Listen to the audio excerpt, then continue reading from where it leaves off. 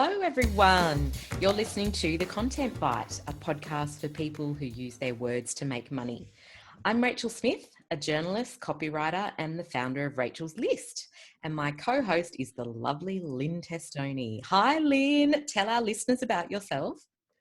Hi, Rachel. Yes, I'm a journalist and content creator, and I'm very excited about our episode today because we have our first ever special guest on, the fantastic SEO and copywriting legend, Kate Toon.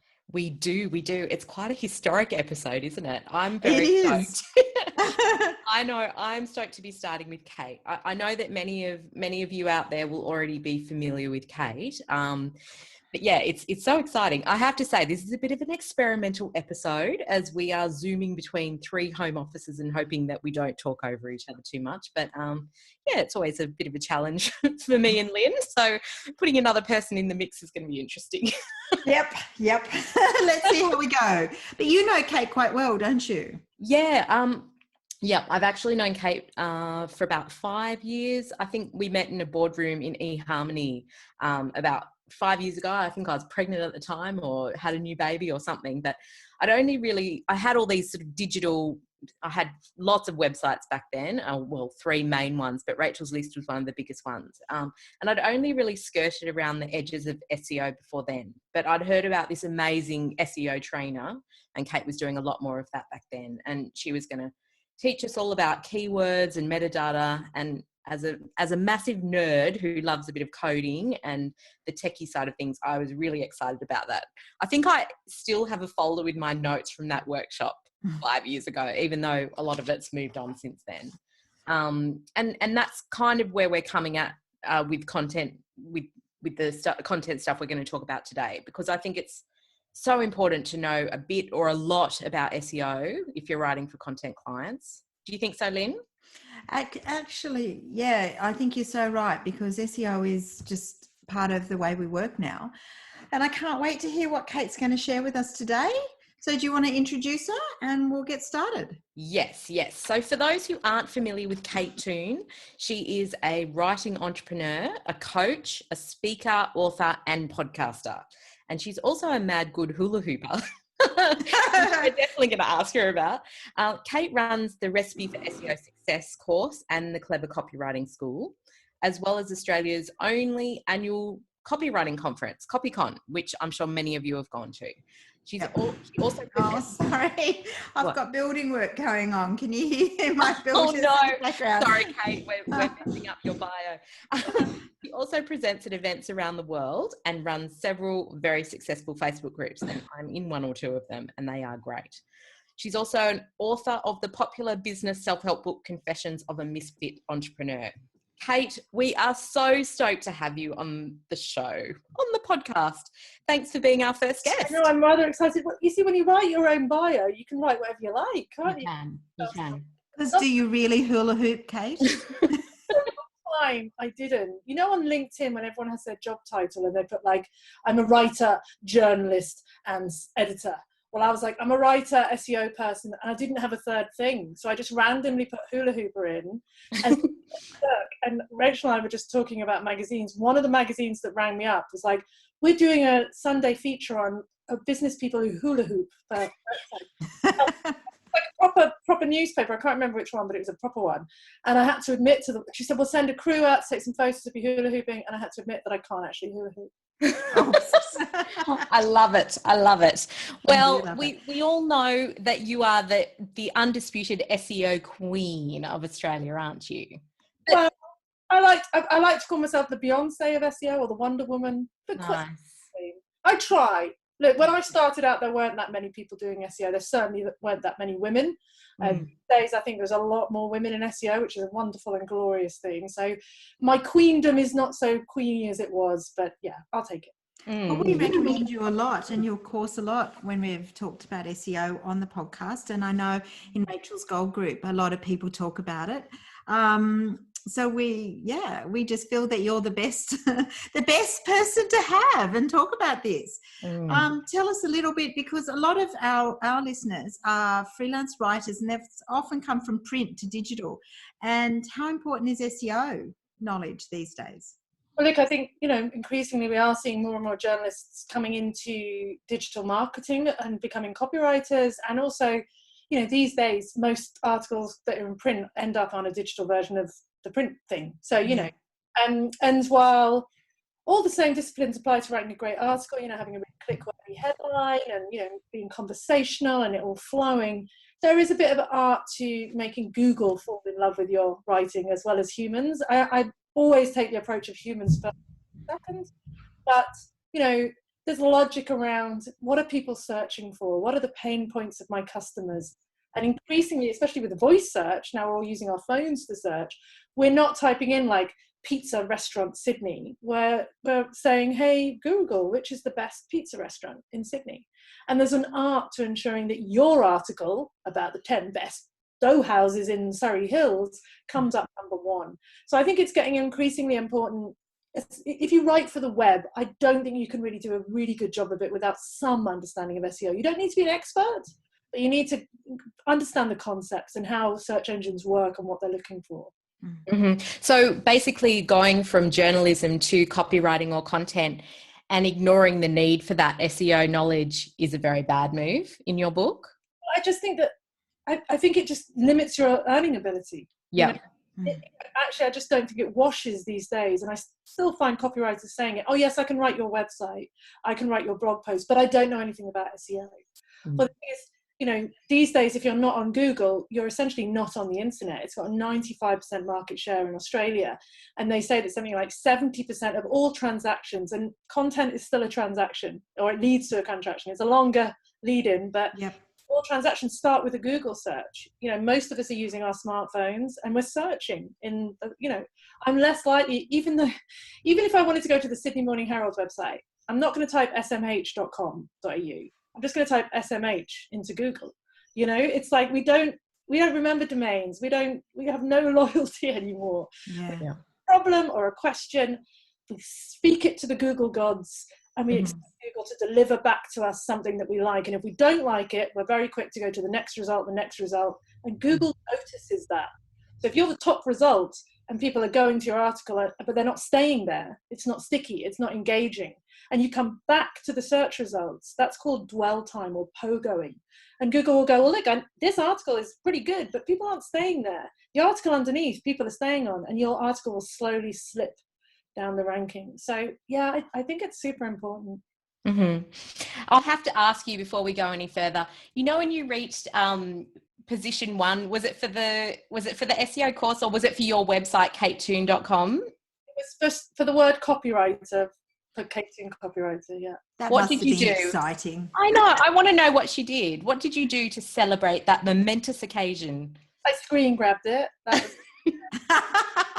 was when I started. This was in 2009. Look, SEO was easier. I'll be honest. It was a lot easier back then. There were fewer people doing the thing, but there were some big players. A friend of mine called Glenn, and a lot of people who'd were very established at the top of the rankings. A guy called Darren Rouse and lots of others. And I was no one. So I worked very, very hard to build up my reputation, write an awful lot of content, understand SEO.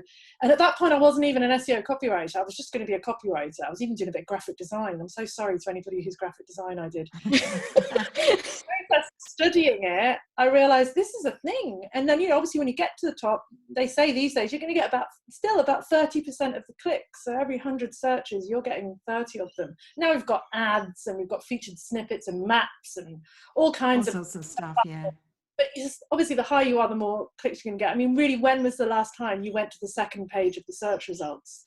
These days, people don't even scroll, And with mobile, if you do a search on mobile with voice search, sometimes Google will only give you back 1 or 2 results. It doesn't even give. They say that Google has become an answer engine rather than a search engine. It wants to give you the answer that you want, and it's getting better and better at it because now we have an algorithm update. I'm not going to get too techie, but there's an algorithm update called Hummingbird, which looks at context. This is great news for writers. Because if you're writing about pizza, what other words do people generally use when they're writing about pizza? Maybe sauce, dough, cheese, mozzarella. But also, this is a pizza restaurant in Surrey Hills. Where's near to Surrey Hills? Are they talking about landmarks? Hummingbird made Google a lot better at understanding the context of the article. And also the searcher intent that it was meeting. So, do you want to make a pizza do you want to buy a pizza? Those are two very different results. And Google didn't used to be very good at that. Now it's amazing.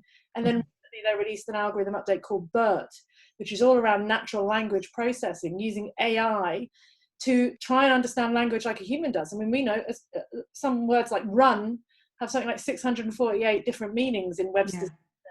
Which run do we mean? When we say like pronoun complex sentence, she went to the bank and he saw her do the thing and she gave it to her. Who's her? Who's she? Is really good at understanding that. And it's good news for us. I know I'm waffling on, because it means that we can write like writers. Okay. Horn keywords in, I guess. Okay. So say that you're a freelance journalist and you are not getting enough magazine work. So you want to edge into copywriting and content, and you're a great writer, so you've got that covered, but you don't know anything about the SEO side of things, but you know that clients want it. Where do you even start? I mean, what are the basics that you need to know right at the beginning? I think you need to understand how search engines work, so that they have, a bot, a crawler, an algorithm, and an index page, so you need to understand that. You need to understand how Google sees your content, what it can and can't see. It can't see the images, it can't really read videos. It can only read the word on the page. You need to understand what weight Google gives to different bits of the content, so like, your title tag or your article header has a lot more weight than paragraph 7, and you need to work with that. And then most importantly, though, you need to, this is journalism 101, you need to understand your audience. What problem are they trying to solve? I like to call it the Clive Google factor. I love an algorithm, CBF. And it's like, if you can be the person who, when Clive wakes up at 3 a.m. with a rash in his groin and he starts to search online, and you can be the article that he reads at that moment, and you can solve his problem and allay his fears and let him get back to sleep, he will know, like, and trust you or the brand that you've written for. And then you'll become the go-to source of information for him. And who do we buy from? People we know, like, and trust. Mm-hmm. So I think it's understanding all those elements. You can learn the tech stuff as well. Like, I think that's very helpful to learn, about like backlinks and how fast your site is and all that kind of stuff. It's not essential though, because often as a copywriter, you'll be given keywords by their SEO consultant. You won't be responsible for building the site. It's not your problem if the site takes 20 seconds to load. But I think one of the things that's important is if you are writing content for a deeply flawed website and they're hoping that you're going to save them, they have to understand that you can't outright a bad site, just like you can't out-exercise poor nutrition. So a little bit can be very helpful. And it's not as complicated as people think it is. People will say, I used to think, if you take it back to the print sort of idea, that sometimes, like I always see a heading as being sort of like a cover line on a magazine. So that sort of thing, or the old-fashioned hook. So the sort of thing you tell your next door neighbour, this is what the article is really about. And I remember on one of your podcasts, which I really love, I think it was the copy, the one you do with Belinda. What's that called again? Hot copy. And you talked about writing the article, but having the keywords on post-it notes. Yeah. And then, so you basically, after you've done it, so the content comes first, and then you go back and try and naturally integrate those keywords into your copy. Is that the sort of thing you'd recommend? Yes, I think these days it's less about putting keywords in certain places, and it's about thinking about what is the focus of this article. What problem is it solving? What searcher intent does it resolve? It's the same as an article. If you're writing an article on the 10 best spas in New Zealand, and you write a really great headline, as you said, or cover line, and then you get to the article and there's 9 spas and they're all crap, you haven't delivered on the promise. Well, it's the same with SEO, And if you're writing an article about the 10 best spas, whether it's a blog or a print article, you know that you're going to be using words like spa and best and gorgeous and health retreat, and naturally you will use the words that you need to use. And then there's a little tiny bit of tweaking to just make sure you've used them in the right places, Is spa the word that people are typing in, or are they more likely to type in retreat? Like, which is the most popular keyword, which is going to get you more eyeballs? So, little changes like that can make a big difference. Like, I used to write a lot for banks, and I would use the word mortgage because I'm British, but mortgage isn't a search term in Australia. So understanding cultural differences, slang, idioms, popularity of words, and trends. You know, Harry and Meghan meant nothing 5 years ago. Now Harry and Meghan would be one of the most competitive keywords out there, you know, so you've got to understand what's happening in the world as well. It sounds super complex, but honestly, if you're a good writer and you write with focus and you stick to the brief, you know, you stick I think it's really interesting though, the differences between writing for digital and writing for magazines, because those cover lines are often so full of puns, or they're clever. They're kind of, you know, they're completely different to the digital headlines that we write. We're often, so if you use Yoast, you know, that you'll often get down to it and they'll say, oh, put the keyword at the front. So the keyword is meant to be loaded at the front of the headline in order to have more of a chance of being picked up. And so the headline has to try and follow or work around that keyword. But also, I'm trying to remember if you said this in your workshop where I met you. Is it about thinking about, I'm pretty sure you did say it, because after that I took it back to Rachel's list and I was writing headlines in the sense of what is a question that someone might put into Google. Is that still the case now? Yeah, I mean, the whole front loading of keywords is actually a little bit old school now. And I just spoke at YoastCon last year. I met Yoast, and they know that their little traffic light system is a blunt tool and people take it too literally. You know, if you know about SEO copywriting, you never look at the Yoast results, because you know that sometimes you have a playful headline and a very practical keyword focused subheader, or you flip it and have a very practical keyword focused headline and then so you can play, you know, you don't have to shoehorn it in. But yes, these days, especially because of featured snippets, which you'll have seen, you know, you type something in and you get a little box at the top and it kind of answers your question. So you know, have a featured snippet for how much should freelance copywriters charge, you know, so it's got a little 50-word description, and obviously that draws a lot of traffic to my site. So when I wrote that post, I didn't write freelance copywriter charges how much, you know, which you'd think would be the Yoast way. I wrote, how much do freelance copywriters charge? You know, what should the who, the what, the when, the how, the why, the where. That's what people want these days. They want their questions answered. You know, we talk to Google now. Very people are typing stuff in. Most, you know, the younger generations, saggy, but you know, they're talking to their Google Home or to their fridge or to whatever, you know, their smartwatch or their smartphone, you know, hey, can I blah blah blah. And if we can answer that question, that's going to get us into what's called position zero. So featured snippets often is above the ads, so you can't buy that kind of position. So to do that though, you've really got to know the questions that your audience is asking, and you've got to phrase them in the right way. Yeah, we've talked about also asked and answer the public. Are they tools that you like? I liked Answer the Public better when it had the old grumpy man, not the hot. Yeah, he was great. I liked the old grumpy man too. Bit weird, but fun. I wanted to talk about your course, Kate. What sort of stage should you be at to start your course, and what do you think people go into a course like that? What do they want to get out of it? Well, I've got sort of different courses for different levels. You know, I've got a funnel. I've got a lovely sticky funnel. So my first course that you can do is a free one. It's called SEO Nibbles, and as the name pertains, it's like taking a little nibble at the SEO. It's like 3 days. Explains a lot of the things we've just talked about, and I think that kind of gives you it's about empowerment really, and busting some myths. It doesn't change all the time. It's not as technical as I thought it was. Okay, I could do this. And then I have a 10-day challenge, which is like the first 10 things anybody should really know about SEO, which talks about some of the things we've talked about: writing title tags, keyword research, duplicate content, writing blog posts. So a lot of writery stuff. And the big course, I mean, you know, it's a big 8-week, 3-month kind of 8-module, 3-month beast. That will take you to the level of a professional SEO copywriter or SEO consultant, or about 60% of people who do it actually have their own business and they want to DIY their SEO, because it's expensive to pay an SEO consultant. And SEO consultants don't even often do the writing. They are doing the optimization and the tech stuff and the backlink building.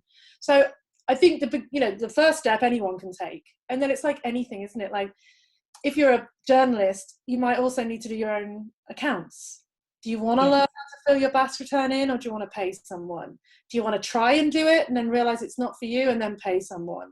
Or do you want to do a little bit yourself, educate yourself so you know whether your accountant's good or not?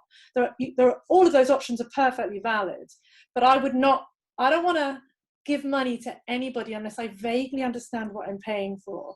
And yet a lot of people pay an awful lot of money for SEO without really knowing what the SEO person's doing. And that I find quite terrifying.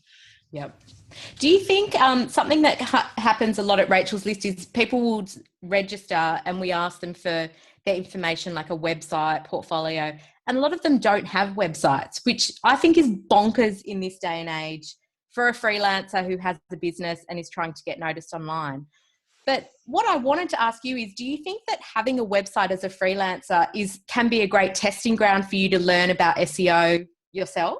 Oh my God, yes. I mean, it's your portfolio. It's it's like a petri dish. So, if you go right back on my blog to the blogs I was writing back in 2009, they're still there. Remember, my first one is to proof or not to proof. And I put it out, and about 5 of my friends who weren't even writers came back and said, there's about 17 errors in there. And it was very ironic. But those early articles where I learned my craft, they are testament to what I do. And obviously every article you write is another ticket in the SEO lottery, as long as you focus on quality, not quantity. So, I've written on that blog, on the Kate Toon copywriter site, because I don't do that much copywriting anymore these days. I'm all about the passive income. But I wrote about 350 blogs, and recently I shaved them down to about 280. I still consistently get 10 to 20,000 visits to my website every month. And I haven't written an article on that site for over a year. I still rank number 1, 2, or 3 for copywriter, Sydney copywriter, freelance copywriter, SEO copywriter. I haven't even done anything on that site for a year. So the thing about SEO is, yes, there's a learning curve, and yes, it might be a bit harder and you don't want to do it, but it stands the test of time, And what's the first thing any of us do? Like, if I'm about to hire Rachel Smith to, write me a magazine article, I want to go and make sure that she is who she says she is. I want to see that she's done this before, that she's not a weirdo. Well, she is, but we can we can overlook that. What am I going to type into Google? Rachel Smith, pretty generic, pretty difficult. But something like Lynn Testoni, there's probably not that many of you. There's only one. Which has been, I actually, even when I got married the second time, I didn't change my name because of Google. I wouldn't have, there was a dentist in Ipswich called Kate Toon, who it took me a long time to take out the when we meet people at networking events or freelance events, you do a lot of great masterclasses and stuff, and I go away from that event, I lose your business card straight away. I probably didn't even take it. The first thing I'm going to do is go and type Lynn Testoni into Google. Yeah. Hopefully your site comes up first, and then I'm going to explore you. And if it doesn't, I may never look for you again. You've lost that opportunity. So it's so important. It doesn't need to be a 75 million page wonder job. It can just be, a homepage, services, a few testimonials, some FAQs, a contact, and a blog. And the blog doesn't even have to be that full. Just, even if you manage to write 20 or so articles, it's like, we're talking about Mad Men in our episode on hot copy. You used to walk around with a big black folder full of your articles. Oh, yeah. That's the equivalent these days, So, I think you have to have a website. But so many don't. I think you do. And I think that it can help you learn so much about SEO that you can apply to projects with your clients. I know since I did that workshop with you, I've learned so much more, and I've done your Nibbles course. I think I've done the 10-day challenge. So the next one is I have to do the big course, but time is always a factor in thinking of doing that. But I think that once you have that little bit of knowledge and you keep building on it and you keep, researching and that sort of thing, you can sort of be in the position to say to your clients, well, actually, I don't think that's going to work for you because of X, Y, Z. Or I think there was something in the freelance jungle this week where someone posted and said a client had given them 70 keywords to put in a piece of content. And they were like, is that right? Is that even going to work? Is that best practice anymore? And so it's having a little bit of knowledge can actually make you more valuable to your clients, even if it's not a huge amount of knowledge. It's more than they've got. Absolutely. I mean, we pay more for specialists. You pay more to go and see a brain surgeon than your GP. So any kind of specialism, whether it's industry related or format related or skill related, is going to give you an edge. And being able to push back on clients and say, I remember someone coming to me and saying I'd like 70 articles, 7,200 word articles about teeth. And, my first thing, and they were willing to pay very good money. But my first question was like, why? What do you think that's going to do for you? No, it's going to be really good for SEO. No, it's not. You haven't thought about any of it. I could take your money and do it, but it's not going to make any difference. Also, your site takes 45 minutes to load and I can't even see it on my mobile phone. So I'm not going to take your money. And then what does that person come back and do? They go, well, they know their stuff. And you end up writing 10 2,000 word articles that are well written, engaging, solve problems, get paid probably more money, and the client has a bit of respect for you, because we know as freelancers, client respect can be a real issue, and treat you like beasts, word beasts, and you want to regress that balance of power. So yes, we want to be in there for the long term, and SEO is actually a bit of a long term game anyway, as you say. It takes a while to move the needle. There's no immediate results. We all get the emails from Sanjit, greetings of the day. I can guarantee you #1 rankings. No one can guarantee that. So it does take a little while, but as I've said, it's like a heavy flywheel. And once you get that flywheel moving, it doesn't take much to keep it moving, really. It just builds and builds and builds. And the older your site is and the older your articles are, sometimes that can actually work in your benefit, because Google doesn't necessarily reward the newest content or even the most consistent content. It rewards the best content. So it's better to have one amazing 2,000 word article a month than 3 crappy 300 word ones. Because they're not going to do anything. They've probably been written before. You're not really telling a story or giving an example. So better to do one good article than lots of little silly ones, Mm-hmm. Great. Well, leave us with a great tip for journalists who may be about to dip their toe in the SEO ocean. Where do you start? What do you do? How much do you need to know? All of it, or just a tip that you think is important? I think the most important thing is to not be afraid. It's not as technical as you think it is. It doesn't change all the time. 95% of it is common sense. It's not like you'll do my course and go, oh my God, I never thought of that. You're like, Google is trying to be human. So it likes and dislikes everything that humans like and dislike. It doesn't like content that's full of keywords. It doesn't like content that takes ages to load. It doesn't like content that waffles on. And, you've got 6 paragraphs of fluff before you actually get to the story. You don't like that either. We don't like that as consumers. So if you are a good writer, you will be the kind of writer that Google wants. It's the bad writers that Google penalizes, not the good ones. Mm-hmm. Oh, that's so good. Such great information, Kate. I really liked, and I think it was actually really positive and encouraging too, because I think people are a bit intimidated by terrified. Google. Yeah. So we're going to pop some of the info into the show notes, and you can find on the Rachel's List blog. And as always, please leave us a review. Say if you love the show, not if you don't. And then Facebook under the Content Bite, and also check out Kate's website, because not only the courses, I have to say I've got a few of your templates as well, Kate. Yes, which we're also really good.